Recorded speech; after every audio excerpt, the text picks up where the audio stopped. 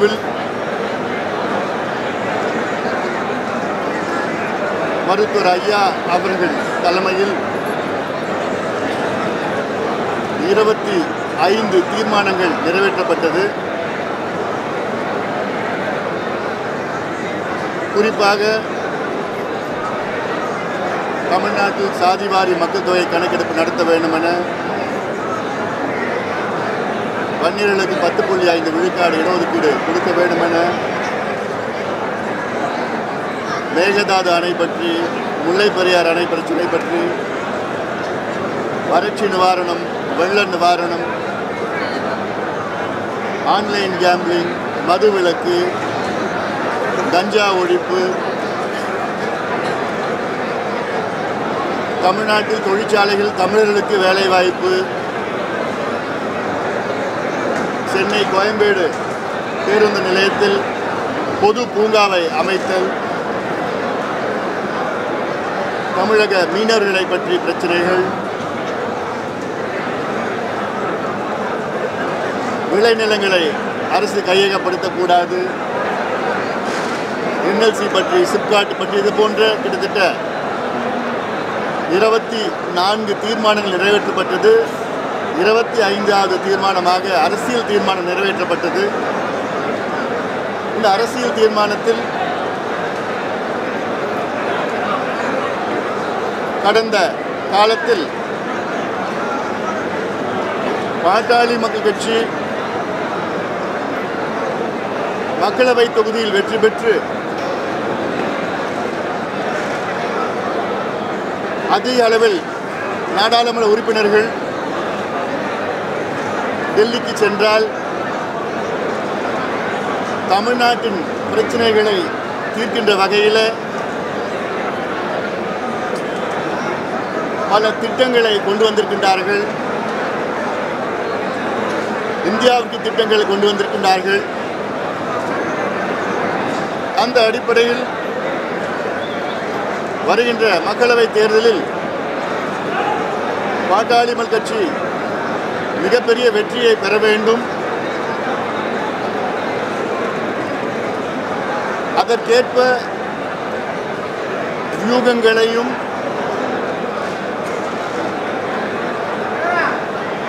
தேர்தல் சம்பந்தமான முடிவுகளையும் மருத்துவர் ஐயா அவர்கள் எடுப்பார் என்ற அதிகாரத்தை பொதுக்குழு ஒருமனதாக நிறைவேறியிருக்கிறது.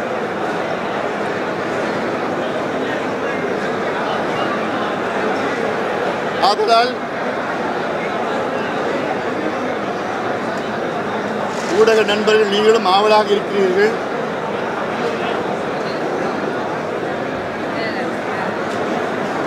விரைவில் நடைபெற இருக்கின்ற மக்களவை தேர்தல் சம்பந்தமான பாட்டாளி மக்கள் கட்சி நிலைப்பாட்டை விரைவில் அறிவிப்போம்.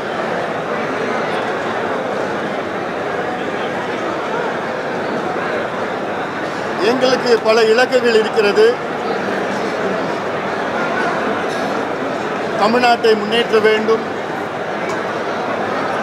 தமிழ்நாட்டில் சமூக நீதியை நிலைநாட்ட வேண்டும், தமிழ்நாட்டின் பிரச்சனைகளுக்கு குறிப்பாக நீர் பிரச்சனைகள்,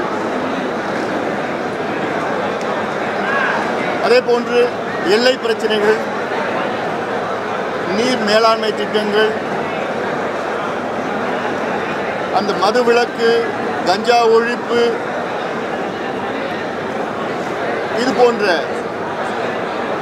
இளைஞர்களை பாதிக்கக்கூடிய கொடிய பிரச்சனைகளை தீர்க்க வேண்டும். தமிழ்நாட்டில் பாட்டாளி மக்கள் கட்சி ஆட்சி நடைபெற வேண்டும் என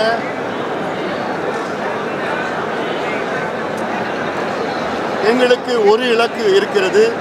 பல இலக்குகளில் அது ஒரு இலக்கு.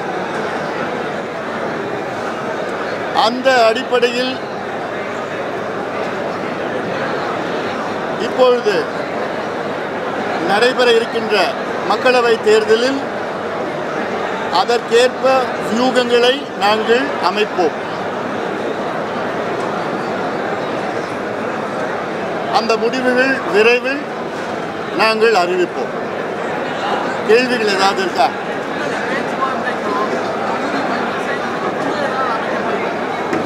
அதாவது இன்னைக்கு தான் பொதுக்குழு ஐயாவுக்கு ஒருமனதாக அதிகாரம் கொடுத்திருக்கிறது. இதன் பிறகு ஐயா அவர்கள் எங்களை அழைத்து பேசி என்ன செய்ய வேண்டும் என்று எங்களுக்கு அறிவுறுத்தல் கொடுப்பார். அதற்கேற்ப குழு அமைத்தல் எல்லாம் இதுக்கு பிறகுதான் நடக்கும்.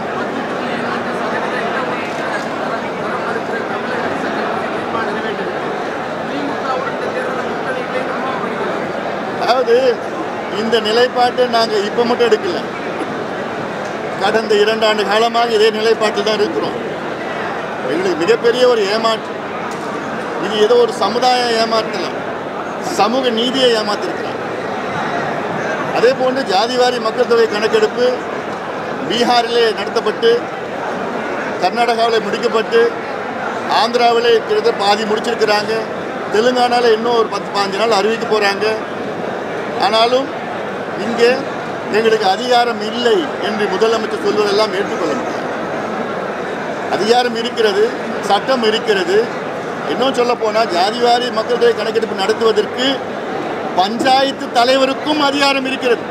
அதாவது பஞ்சாயத்து தலைவருக்கே அதிகாரம் இருக்கிறது, உள்ளாட்சி மன்றங்களுக்கு அதிகாரம் இருக்கிறது, சட்டமன்றத்திற்கு அதிகாரம் இருக்கிறது, மாநில அரசுக்கு அதிகாரம் இருக்கிறது, மத்திய அரசுக்கும் அதிகாரம் இருக்கிறது.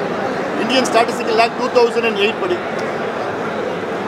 முதலமைச்சர் வந்து எங்களுக்கு அதிகாரம் இல்லை என்று அவருடைய கடமையை தட்டி கழிக்கின்ற ஒரு சூழல். அதுக்காக தான் எங்களுடைய மருத்துவர் ஐயாவை நேரடியாக பார்த்தோம், எந்த ஒரு முடிவும் எடுக்கலை.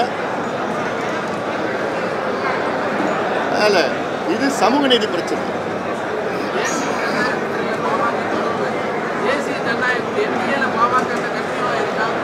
அதாவது எங்களுடைய நிலைப்பாட்டை விரைவில் அறிவிப்போம்.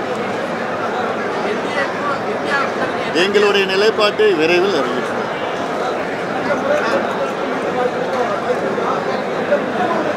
என்னங்க நடந்து போன நிச்சயமா வாய்ப்பு இருக்கு, நிச்சயமா வாய்ப்பு. இளைஞர்களுக்கு முன்னுரிமை கொடுக்கும். அதான் எங்களுடைய நிலைப்பாட்டை விரைவில் அறிவிப்போம். சமீபத்தில் அது சம்மந்தமாக நாங்கள் ஒரு கடிதம் எழுதியிருக்கிறோம்.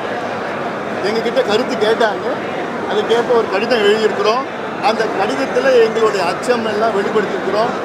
அதாவது ஒரே நாடு ஒரே தேர்தல் என்று வைத்தால், அதாவது பல செலவுகள்லாம் குறையும்.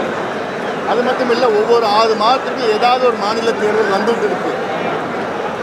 ஆனாலும் அதற்கேற்ப அச்சங்கள் எங்களுக்கு இருக்குது, சில குறைகள்லாம் இருக்கிறது.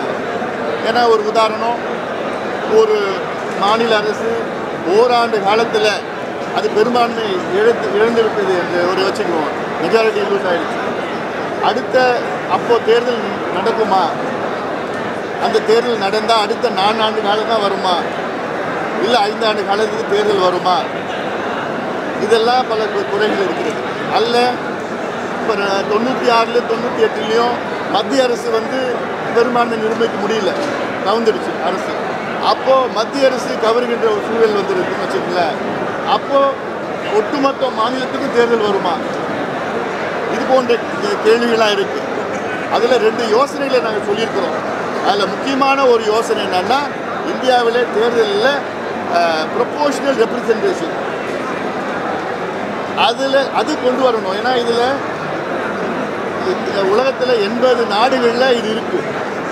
அதில் எப்படின்னா, ஒவ்வொரு கட்சிக்கும் எவ்வளோ வாக்கு சதவீதம் வாங்குகிறாங்களோ அதற்கேற்ப உறுப்பினர்களை கட்சி தலைமை நியமனம் செய்யலாம். இதனால் என்னென்ன நன்மைகள்னால், இந்த கட்சி தாவல் இருக்காது. ஆட்சி அப்படி மாறிச்சுன்னா கூட கவுந்தா இருக்கணும், மற்றவங்களாம் சேர்ந்து ஆட்சியை அடுத்த கட்டம் கொண்டு வரலாம். அடுத்தது இடைத்தேர்தலே இருக்காது, கட்சி தலைமை வேறு யாராவது நியமனம் பண்ணலாம். இது பல நாடுகளில் வெற்றிகரமாக இருக்குது, 80 நாடுகளில் வெற்றிகரமாக இருக்குது. இது இந்தியாவுக்கு வர வேண்டும் என்று நாங்கள் எங்களுடைய 30 ஆண்டு காலமாக சொல்லிட்டு வரோம் நாங்கள். ஏன்னா இப்போது சில அரசுகள் பார்த்தீங்கன்னா 30% தான் வாக்கு பெறுறாங்க. அந்த 30% பெற்றுட்டு ஆட்சி செய்கிறாங்க. ஆனால் மீதி இருக்கிற 70% மக்கள் வந்து இந்த ஆட்சிக்கு ஓட்டு போடல. ஆனாலும் 30% ஓட்டு வாங்கினவங்க ஆட்சி செய்கிறாங்க. அது நியாயமே கிடையாது. அதனால் ஒவ்வொரு கட்சிக்கும் எவ்வளோ பர்சன்டேஜ் ஓட்டு வாங்குறாங்களோ அதுக்கு ஏற்ப உறுப்பினர்களை அவங்களுக்கு ஒதுக்கீடு செய்யணும். அந்த உறுப்பினர்கள் கட்சி நியமனம் பண்ணணும். அப்படி நடந்தால் தான் ஆட்சியை கவர. ரெண்டாவது யோசனை நாங்கள் சொன்னது பொது தேர்தல், அதாவது மக்களவை தேர்தல் இந்த ஆண்டு வந்ததுன்னா அடுத்த 2.5 ஆண்டுகளுக்கு பிறகு அனைத்து மாநிலங்களிலும் ஒரே சமயத்தில் தேர்தல் வைக்கிறோம். அதாவது ஒவ்வொரு 2.5 ஆண்டுகள் தேர்தல் வரும். முதல் 2.5 ஆண்டுகளில் மக்களவை தேர்தல், அடுத்த 2.5 ஆண்டுகளில் அனைத்து மாநிலங்களிலும் ஒரே தேர்தல் வரும். ஏன் அது செய்யணும்னா மக்களவை தேர்தல் நேரத்தில் மாநிலங்கள் தேர்தல் நடந்தால் இது தேசிய கட்சிக்கு தான் சாதகமாக இருக்கும், மாநில கட்சிக்கு சாதகமாக இருக்காது. ஏன்னா 2 தேர்தலும் ஒரே மாதிரி ஒரே நேரத்தில் நடந்ததுன்னா தேசிய பிரச்சனைகளை பற்றி தான் அதை முன்னிலைப்படுத்த முடியும், மாநில பிரச்சனை முன்னிலைப்படுத்த முடியாது. அதனால தான் எங்கள் கோரிக்கை பார்லிமெண்ட் தேர்தல் வேறு, அசம்பிளி தேர்தல் வேறு. அதாவது 2.5 வருஷத்துக்கு பிறகு அசம்பிளி தேர்தல் கொண்டு வாங்க. அசம்பிளி மட்டும் இல்லை, உள்ளாட்சி தேர்தல். அப்படி பண்ணால் செலவும் மிச்சம். அவங்க சொல்கிற ஒரே நாடு ஒரே தேர்தலும் வரும். அதுக்கு தேர்ந்தது அந்த மாதிரி வியூகங்களை அமைக்கணும். இதுதான் எங்களுடைய யோசனை.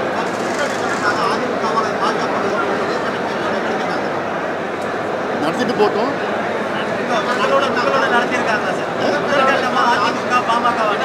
எதுங்க புரியல. இது சம்பந்தமாக எங்கள் கருத்துலாம் இப்போ வெளிப்படையாக எங்களால் எதுவும் சொல்ல முடியாது.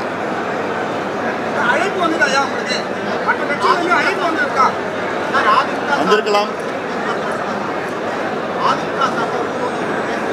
அதாவது நான் சொல்லியிருக்கல வந்திருக்கலாம். அதாவது பொதுவாக நான் சொல்கிறேன், எந்த கட்சியும் நான் சொல்லலை. பொதுவான முறையில் நான் சொல்கிறேன்.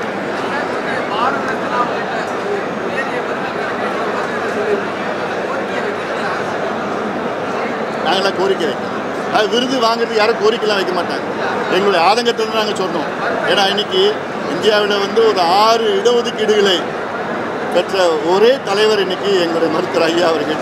மது விலக்குனா ஐயா தான், புகையிலை ஒழிப்புனா ஐயா தான், நீர் மேலாண்மை தான் ஐயா தான், சுற்றுச்சூழல் பிரச்சனைகள் தான் ஐயா தான், காலநிலை மாற்றம் பருவநிலை மாற்றம் விழிப்புணர்வு தான் ஐயா தான், விவசாயிகள் பிரச்சனை தான் ஐயா தான், விவசாய பட்ஜெட்னா ஐயா தான். இப்படி எவ்வளோ செஞ்சுருக்கிற ஐயாவுக்கு இன்னும் சரியான முறையில் அங்கீகாரம் வரலைன்னு அந்த ஒரு ஆதங்கத்தை தான் நான் சொல்கிறேன். தவிர யாருக்கும் நாங்கள் போய் எங்களுக்கு விருது கொடுங்கன்னா நாங்கள் கேட்க மாட்டோம், கேட்க போகிறது கிடையாது.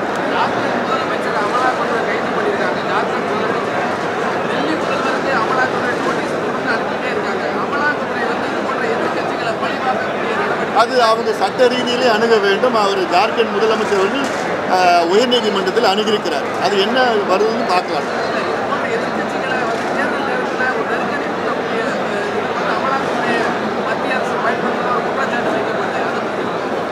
அதை பற்றி அவங்க தரப்பில் வந்து அது ஒரு குறையாக சொல்லிட்டு இருக்கிறாங்க. அது சட்ட ரீதியில் அணுக வேண்டும்.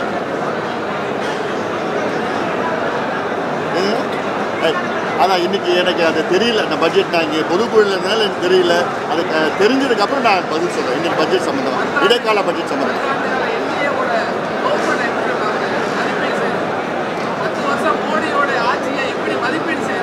அதான் எப்படி எப்படியோ வரணும்னு வாயில் வரணும்னு பார்க்குறீங்க.